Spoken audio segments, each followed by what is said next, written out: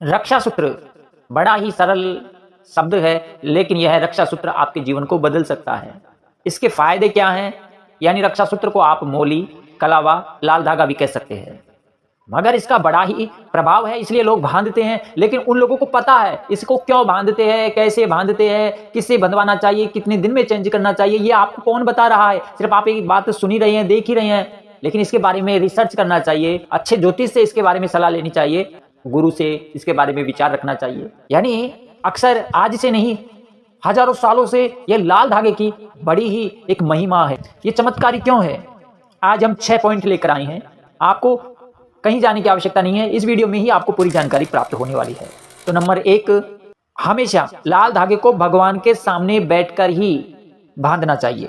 धागे को किससे बंधवाएं यह भी आप जान लीजिए। धागे को हमेशा माता पिता, गुरु, पुजारी, कन्या या 9 साल के कम उम्र के छोटे बच्चों से बंधवाना शुभ रहता है। आप ऐसे ही हर किसी से बंधवा लेते हो, दोस्तों से, या हो सकता है कि आप स्वयं भी बांध लेते होंगे। लेकिन आपको मैंने बताया है आपको किनसे बंधवाना चाहिए। हमेशा लाल धागे को शुभ चौकड़ियों में, तिथि, वार या पूजा कार्यक्रम में बांधना शुभ रहता है। इससे सकारात्मकता बनी रहती है और आपके जीवन में आपके दैवीय शक्तियों का आशीर्वाद बना रहता है। नंबर 2, शास्त्रों के अनुसार पुरुषों व अविवाहित कन्याओं को दाएं और विवाहित स्त्रियों को बाएं हाथ में कलावा बांधना शुभ फल प्रदान करता है। नंबर 3, मोली बांधने से इष्ट, आराध्य, पितृ व शुभ कर्मों का फल और दैवीय शक्तियों का आशीर्वाद प्राप्त होता है। नंबर 4, मोली हमारे अंदर किसी बाहरी नकारात्मक प्रभाव को अंदर नहीं आने देती है। यह लक्ष्मण रेखा है, आपके अंदर नकारात्मक ऊर्जा प्रवेश नहीं करती है। नंबर 5, हमारे हाथ में आपने देखा ही होगा कि हस्तरेखाओं में मूल रेखा, मणिबंध रेखा भी होती है। जो 3 रेखाएं होती है उसे मणिबंध कहते हैं, जो भूत, भविष्य, वर्तमान का प्रतीक है। हमारे इन 3 रेखाओं से ऊपर की ओर बांधना चाहिए। यानी ये 3 रेखाएं हैं मणिबंध, इसके नीचे की तरफ नहीं बांधना चाहिए, इसके ऊपर की तरफ बांधना चाहिए, सिर के ऊपर, ये मणिबंध के सिर पर।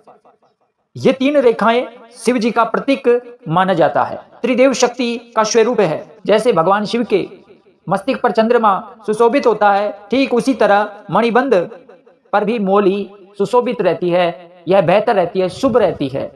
इसे हम चंद्र मोली भी कह सकते हैं। जैसे भगवान शंकर के मस्तिष्क पर चंद्र सुशोभित होता है, ठीक उसी तरह हमारा जो हाथ है उस पर मणिबंध के ऊपर चंद्र मोली सुशोभित रहती है, यह शुभ रहती है। इसलिए हम रक्षा सूत्र बांधते हैं। इसको सूना नहीं दिया जाता है, इसलिए इसका तेज प्रभाव यानी भूत, भविष्य, वर्तमान हमारा बेहतर रहे, हमारे जीवन में सत्य का प्रकाश हो, हमारे जीवन में सुख, समृद्धि, शांति, वैभव सब कुछ प्राप्त हो, भगवान का आशीर्वाद प्राप्त हो। इसलिए हम चंद्रमौली यानी मणिबंध के ऊपर हमें रक्षा सूत्र बांधना चाहिए। मोली बांधने से पूर्व धागे की विधि विधान से पूजा करनी चाहिए। इससे व्यक्ति पर मारण, मोहन, उच्चाटन, भूत, प्रेत, जादू, टोना, नकारात्मक प्रभाव खत्म हो जाता है।